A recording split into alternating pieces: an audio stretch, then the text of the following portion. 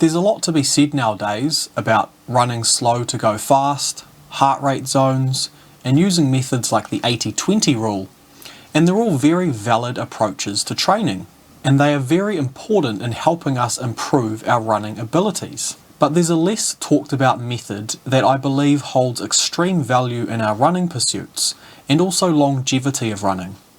This is a technique that the great Kipchoge personally uses every single week in his training program that anybody can implement into theirs. And that is intuitive running, going purely off of how we feel. There is a wide range of benefits that we can tap into when we understand this concept for what it's worth, and how we can use this for longevity of running, our running performance, and ultimately the enjoyment of running. Running is much more than just a physical pursuit. There's a certain spirit to it that isn't taught in a training program. It's learned through experience and self-internalizing. An example that comes to mind is somebody who is put on a strict diet with no real understanding as to why they're eating the foods they are. They just eat what they're told, and when they come off the diet, they are no better off because the diet is all they know.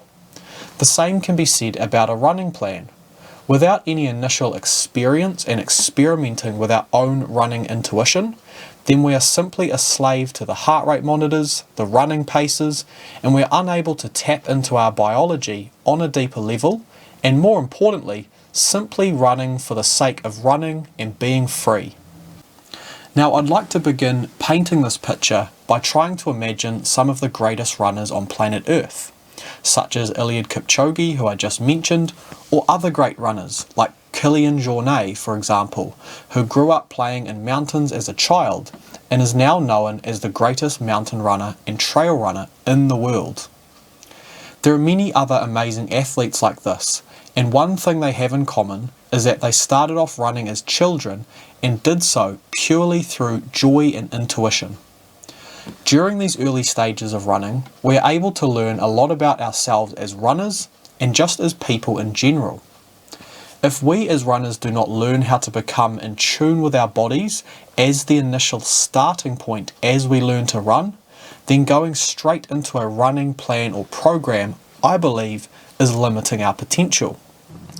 Like I mentioned at the start of this video, in a recent interview, which I'll put a link to the description box below, Kipchoge mentioned how part of his training plan includes running purely off of how himself and his teammates feel on that day. This is during their easy 20-kilometer runs that they perform on a Monday, Wednesday and a Friday. Because these athletes have spent years learning how to feel their bodies and become in tune with themselves, they are able to soak up the experience of running and enjoy it, even while in the middle of their elite training programs that leads them to record-breaking achievements. Now, some of the physical elements that are established while running intuitively are things such as learning a strong posture, building up a fast and efficient cadence, and becoming in tune with how we breathe. When we run without having to focus on specific numbers, such as running to a certain heart rate or a certain pace, for example, we allow ourselves to get into a true form of flow, and this is where the magic happens. We can run on different terrain, which allows us to improve how nimble we are on our feet, our reaction times, our agility, if we choose to bound over tree branches or jump over a small boulder, for example. We can even improve our long-range eyesight by taking in the views if we go for a hill run, for example. Running intuitively can even boost creative thinking and allows us to process some of our life's problems, which would not happen if we're focusing on our pacing or our heart rate the entire time. This builds up our imagination and gives us feelings of joy, also known as the runner's high. Running intuitively allows us to run faster if we get the urge, and to run slower if we wish to do so. It allows us to be more spatially aware and run on more technical terrain, because we're not wasting energy checking our watch every couple of minutes.